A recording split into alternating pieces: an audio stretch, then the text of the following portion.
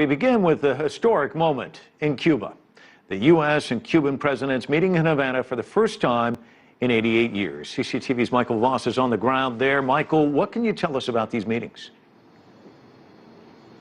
Well, the White House are calling this an historic milestone in the process of normalization. And after the family sightseeing tour on Sunday evening, it was down to business for U.S. President Barack Obama on Monday morning, with all the protocol that goes with an official state visit. The American national anthem playing over Havana's Revolution Square, the center of power in communist Cuba. And with Che Guevara looking on, U.S. President Barack Obama paid tribute to José Martí, the hero of Cuba's independence war against Spain. Then came the long-awaited meeting with Cuba's President Raúl Castro, a critical moment that could determine how much further this new relationship can progress. After half a century of hostilities, there are many unresolved differences on both sides. Many wondered if this would end up as a tense encounter. The body language suggested otherwise. Their discussions lasted for more than an hour. Afterwards, both leaders spoke to the press. Both addressed the profound differences that remain over issues from human rights to the U.S. trade embargo, but both agreed that engagement was the best way forward. Hoy ratifico que debemos poner en práctica. Today, I reaffirm that we should exercise the art of civilized coexistence, which involves accepting and respecting differences and preventing these from becoming the center of our relationship.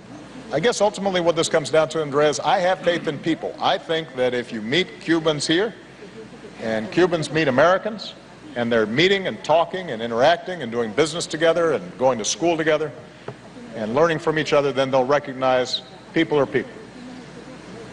And in that context, I believe that change will occur.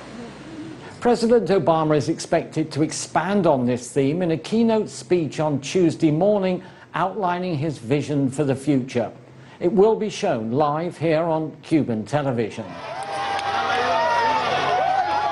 Crowds of cheering Cubans lined the streets as the U.S. motorcade sped towards the next engagement, a business forum.